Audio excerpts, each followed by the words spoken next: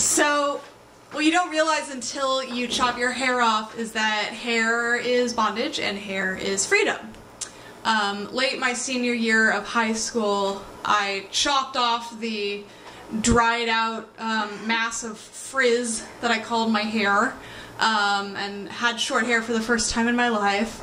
And I was a new woman. I felt like I suddenly looked great in sunglasses, and I suddenly wasn't spending 90% of my downtime taming a fucked up puffball. I felt great. My dad was not on board with the change. He was like, you know I prefer you with long hair, right? It's like, oh, okay, well if you prefer me with long hair, and I guess I made a big mistake here. And I was 17, I hadn't ever, there were certain things I'd never done. I'd never kissed a girl, I'd never had my breasts fondled, I had never gotten drunk or high. And then I went to college with my short hair, and all of that changed. I was a Catholic Republican, and that changed real quick. I voted for Kerry, I started going to church, it was a whole thing. Stopped going to church. Because see, college was populated entirely by the brainy, artsy kids, of which there had only been like 3 at my high school, and I made out with like 60% of them. So it was a great time. And during that time, my hair ricocheted between different lengths and styles, but never got past chin length. My hair always stayed short, and usually dyed the cheapest bottle of black dye I could find at CVS, because I was still a recovering wannabe goth. But short hair just felt right. I felt like this was the truest expression of me. This was the most accurate version of me. And sophomore year, I was cast in the Vagina Monologues, performing My Angry Vagina. And I had killed it in auditions, but something wasn't quite clicking in rehearsal. And then 2 nights before opening, I chopped my hair again and I dyed it cherry red, like the color of the dress I'm wearing right now. And I did it at like 2 in the morning, and the next day I walked around feeling like a fucking baller. I wore all black and red with like red fishnets over black tights and a little black skirt, red lipstick, spiked the hair, and all day people are like stopping and staring at me, people I have crushes on. I'm like, oh my god, I've figured out the secret to confidence. I just have to always have this hair. I will never feel insecure again. This is great. And that night at our final dress for the Vagina Monologues, I fucking kill it at My Angry Vagina. And we open and I bring the house down. Their audiences are just eating it up. I kind of get a boyfriend out of the deal for like a month. His name's Phil, and he has long hair, and he has rules about dating women with shorter hair than him, and he breaks those rules for me. So life's going good. And then I realized that I actually can feel insecure with bright red hair, and that I don't want to keep bleaching my very fragile, prone to dryness hair, so I try a few different things over the next few years. Phil and I break up, but we're on great terms. I think I might be a lesbian, it's a whole thing. And so I try purple, I try auburn, I try black again with the different lengths. And then towards the end of senior year, I just buzz it all off. And not quite the same reaction to this one. A lot of people think I've actually gone full lesbo, though by this point I just identify as an equal opportunity slut. But men come out of the fucking woodwork. I'm like, I don't know what it is. It's like, oh, she's edgy, so she's probably DTF. I don't know.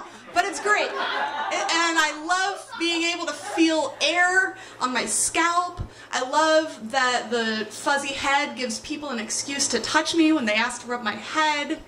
And again, my father is not on board with the change. He's like, why would you buzz your head right before graduation? But he's wrong, because one, I look great in my graduation photos, and also I was wearing a hat. So anyway, I graduate and I realize, one, I don't have the stamina to keep buzzing my head all the time, and 2, I'll probably be a little more employable if I have hair. So I let it grow and I trim it back, and I let it go and trim it back. And then I start dating another guy with long hair. And the longer my hair gets, the more beautiful he thinks I am. So by the time I realize he's emotionally abusive and dump him, my hair has reached shoulder length. It hasn't been this long in 8 years. And even though I'm no longer with the person who so loved my long hair, I decided to keep going with it. I feel like I'm deriving a kind of feminine power from it, like strength, like Samson or something. And then 6 months later, I get pregnant. Surprise! And I decide several things. I decide to place the baby for adoption.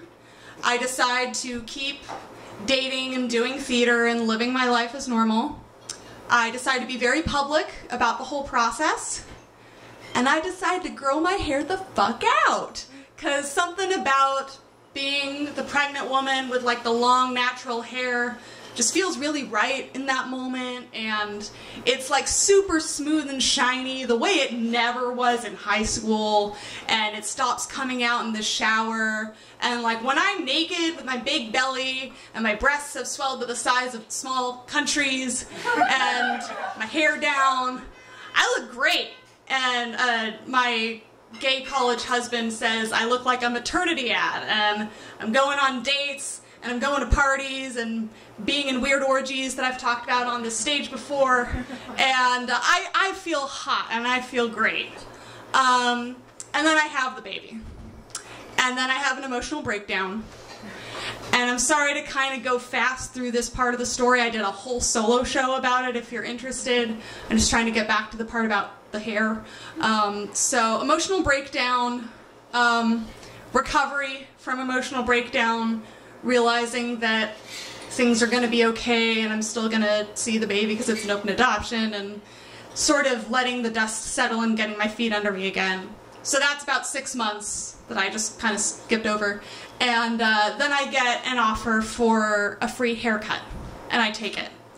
11 inches of hair gone. And this feels really right. All those memories and emotions stored up in my hair are no longer attached to my head. They're away from me now. They're somewhere else. And that feels right. And I have kept my hair short ever since. So hair is bondage and hair is freedom. And the first time I cut my hair, I was kind of Rapunzel cutting her own hair to get out of the tower and see the world, and then I was a shapeshifter trying different colors and textures and shapes, seeing what felt right to try to find me. Every change I've ever made to my hair has been about trying to see myself, to be able to look in the mirror and say, there I am, there you are. And after my history of men with long hair, I'm in love with a bald man now, who I think looks at me and actually